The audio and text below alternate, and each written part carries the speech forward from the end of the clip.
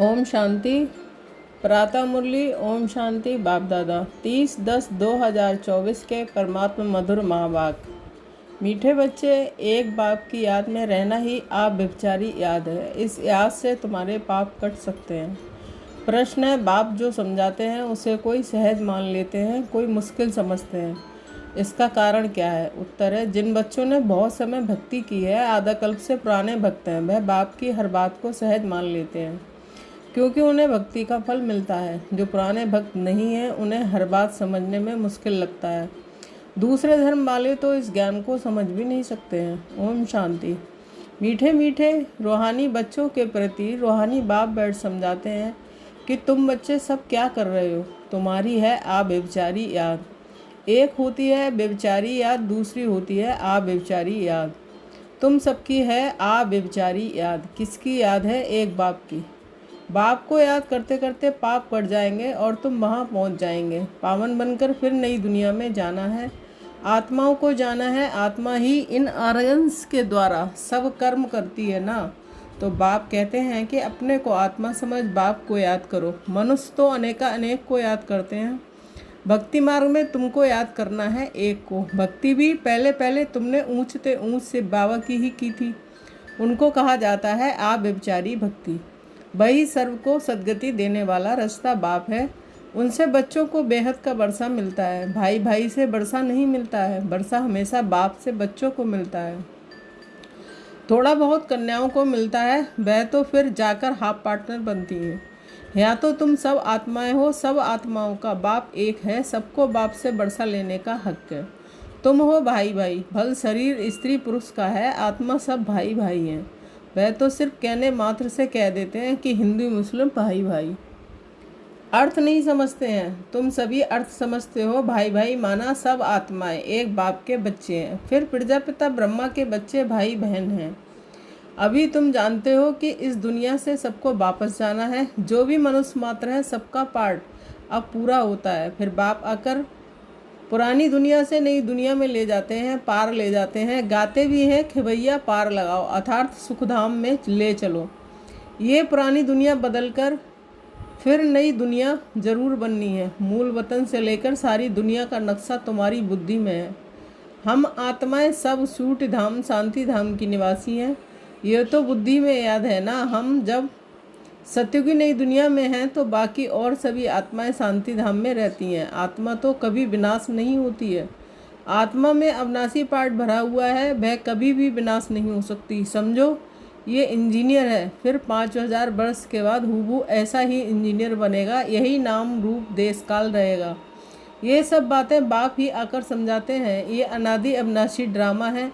इस ड्रामा की आयु 5000 वर्ष है। सेकंड भी कम जास्ती नहीं हो सकता है। ये अनादि बना बनाया ड्रामा है। सबको पार्ट मिला हुआ है। देही अभिमानी हो, साक्षी हो, खेल को देखना है। बाप को तो देह है नहीं, वह नॉलेजफुल है, बीज रूप है। बाकी आत्माएं जो ऊपर निराकारी दुनिया में रहती हैं वह फिर आती हैं नंबरवार पार्ट बजाने। पहले नंबर शुरू होता है देवताओं का। पहले नंबर की ही डायनेस्टी के चित्र हैं, फिर चंद्रवंशी डायनेस्टी के भी चित्र हैं। सबसे ऊंच है सूर्यवंशी लक्ष्मी नारायण का राज। उनका राज कब कैसे स्थापन हुआ कोई भी मनुष्य मात्र नहीं जानते हैं। सतयुग की आयु हुई लाखों वर्ष लिख दी है। कोई की भी जीवन कहानी को नहीं जानते। इन लक्ष्मी नारायण की जीवन कहानी को जानना चाहिए। बिगड़ जाने माथा टेकना अथवा महिमा करना ये तो रॉन्ग है। बाप बैठ मुख जो है उनकी जीवन कहानी सुनाते हैं। अभी तुम जानते हो कैसे इनों की राजधानी चलती है। सतयुग में श्री कृष्ण था ना। अभी यह वह कृष्णपुरी पर स्थापन हो रही है। श्री कृष्ण तो है स्वर्ग का प्रिंस।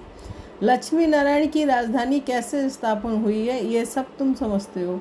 नंबरवार माला भी बनाते हैं। फलाने माला के दाने बनेंगे, परंतु चलते चलते फिर हार भी खा लेते हैं। माया हरा देती है। जब तक सेना में है कहेंगे ये कमांडर है, ये फलाना है, फिर मर पड़ते हैं। यहाँ मरना अर्थात अवस्था कम होना, माया से हारना खत्म हो जाते हैं। आश्चर्यवत सुनंती कतंती भागंती अहो मम माया, फारकती देवंती हो जाते हैं। मर्जीवा बनते हैं, बाप का बनते हैं, फिर रामराज से रावण राज में चले जाते हैं। इस पर ही फिर युद्ध दिखलाई है कौरव और पांडवों की, फिर असुरों और देवताओं की भी युद्ध दिखाई है। एक युद्ध दिखाओ ना, दो क्यों? बाप समझाते हैं कि यहाँ की ही बात है, लड़ाई तो हिंसा हो जाती है। ये तो है ही अहिंसा परमो देवी देवता धर्म। तुम अभी डबल अहिंसक बनते हो, तुम्हारी है ही योग बल की बात। हथियारों आदि से तुम कोई को कुछ करते नहीं हो, वह ताकत तो क्रिश्चियन में भी बहुत है। रसिया और अमेरिका दो भाई हैं, इन दोनों की ही कंपटीशन बॉम्ब्स आदि बनाने की है। दोनों एक दो से ताकत वाले हैं। कितनी ताकत है, अगर दोनों आपस में मिल जाएं तो सारे वर्ल्ड पर राज कर सकते हैं, परंतु लॉ नहीं है जो बाहुबल से कोई विश्व का राज पा सके। कहानी भी दिखाते हैं, दो बिल्ले आपस में लड़े हैं, मक्खन बीच में, तीसरा खा गया। ये सब बातें अब बाप समझाते हैं। ये थोड़े ही कुछ जानता था। ये चित्र आदि भी बाप ने ही दिव्य दृष्टि से बनवाए हैं और अब समझा रहे हैं। वह आपस में लड़ते हैं। सारे विश्व की बादशाही तुम ले लेते हो, वह दोनों हैं बहुत पावरफुल। जहाँ तहाँ आपस में लड़ा देते हैं, फिर मदद देते रहते हैं, क्योंकि उन्हों का भी व्यापार है ज़बरदस्त। सो जब दो बिल्ले आपस में लड़े तब तो बारूद आदि काम आए। जहाँ तहाँ दो को लड़ा देते हैं। ये हिंदुस्तान पाकिस्तान पहले अलग था क्या? दोनों इकट्ठे थे। ये सब ड्रामा में नूद है। अभी तुम पुरुषार्थ कर रहे हो, योग बल से विश्व का मालिक बने। वह आपस में लड़ते हैं, मक्खन के बीच में तुम खा लेते हो। मक्खन बीच में तुम खा लेते हो। माखन अर्थात विश्व की बादशाही तुमको मिलती है और बहुत ही सिंपल रीति मिलती है।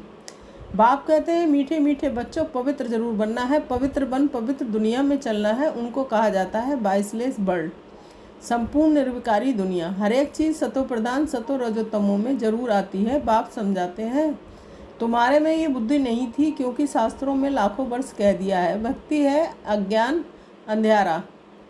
ये भी पहले तुमको पता थोड़ा ही था, आप समझते हो। वह तो कह देते हैं कलयुग अभी 40,000 वर्ष चलेगा। अच्छा, 40,000 वर्ष पूरा हो फिर क्या होगा, किसको भी ये पता नहीं है। इसलिए कहा जाता है अज्ञान नींद में सोए हुए हैं। भक्ति है अज्ञान, ज्ञान देने वाला तो एक ही बाप ज्ञान का सागर है। तुम हो ज्ञान नदियाँ। बाप आकर तुम बच्चों को अर्थात आत्माओं को पढ़ाते हैं। वह बाप भी है, टीचर भी है, सतगुरु भी है, और कोई भी ऐसे नहीं कहेंगे कि ये हमारा बाप टीचर गुरु है।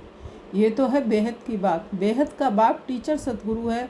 खुद बैठ समझाते हैं, मैं तुम्हारा सुप्रीम बाप हूँ, तुम सब हमारे बच्चे हो। तुम भी कहते हो बाबा आप वही हो। बाप भी कहते हैं कि तुम कल्प कल्प मिलते हो, तो वह है परमात्मा सुप्रीम।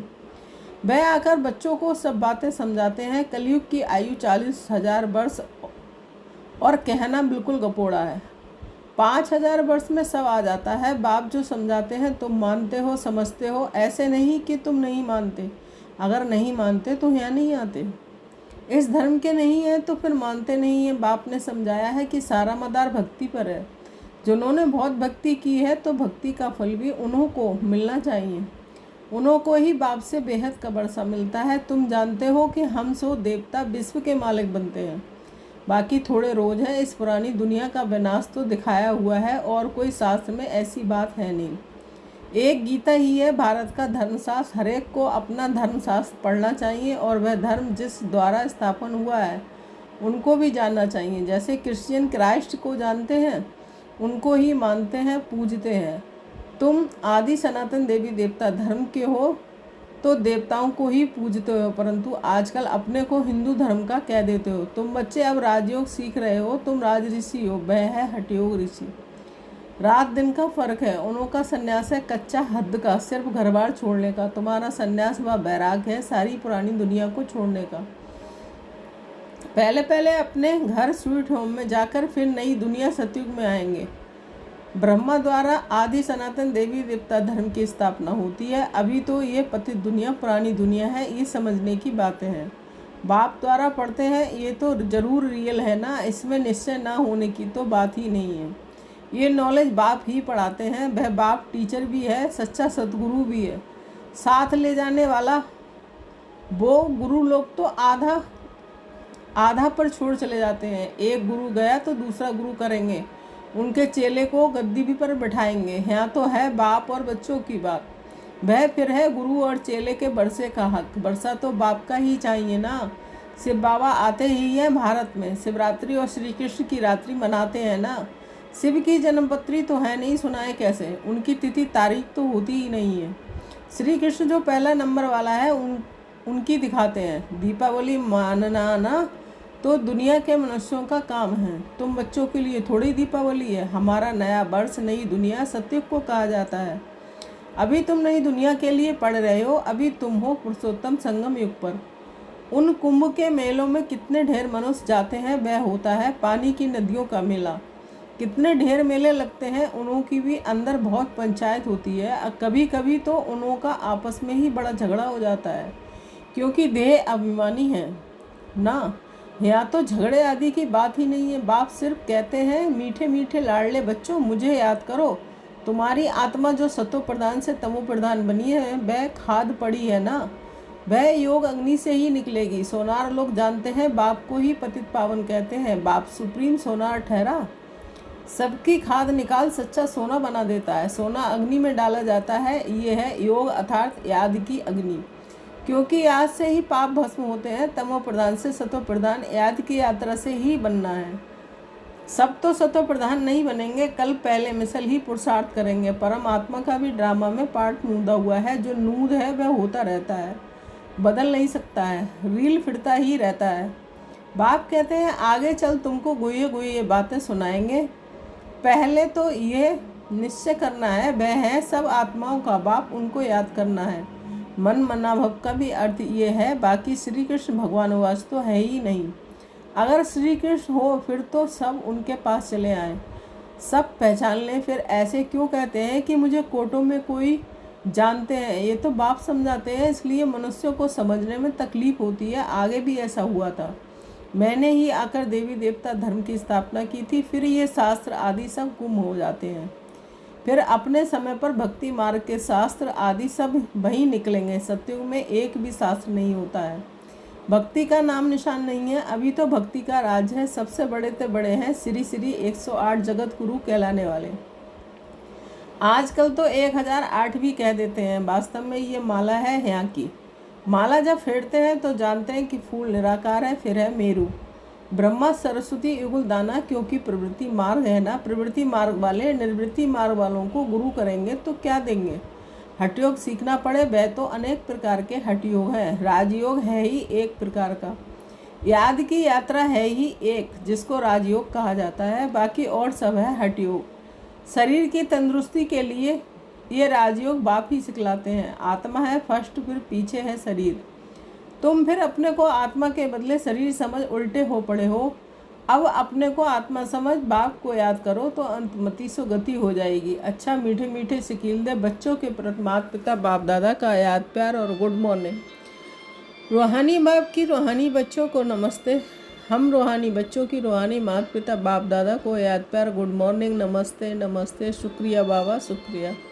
धारणा के लिए मुख्य सार, इस अनादि अविनाशी बने बनाए ड्रामा में हर एक के पार्ट को देही अभिमानी बन साक्षी होकर देखना है। अपने स्वीट होम और स्वीट राजधानी को याद करना है। इस पुरानी दुनिया को बुद्धि से भूल जाना है। सेकंड पॉइंट, माया से हारना नहीं है।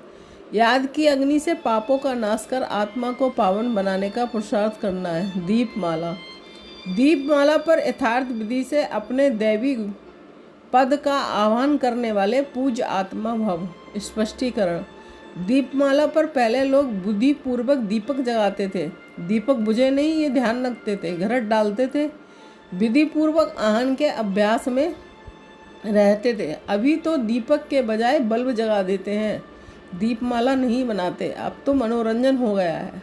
आह्वान की विधि अथवा साधना समाप्त हो गई है, इसने समाप्त हो सिर्फ स्वार्थ रह गया है। इसलिए यथार्थ दाता रूपधारी लक्ष्मी किसी के पास आती नहीं है, लेकिन आप सभी यथार्थ विधि से अपने देवी पद का आह्वान करते हो, इसलिए स्वयं पूज्य देवी देवता बन जाते हो। स्लोगन महा सदा बेहद की वृत्ति दृष्टि और स्थिति हो, तब विश्व कल्याण का कार्य संपन्न हो। ओम शांति। Thank you Baba.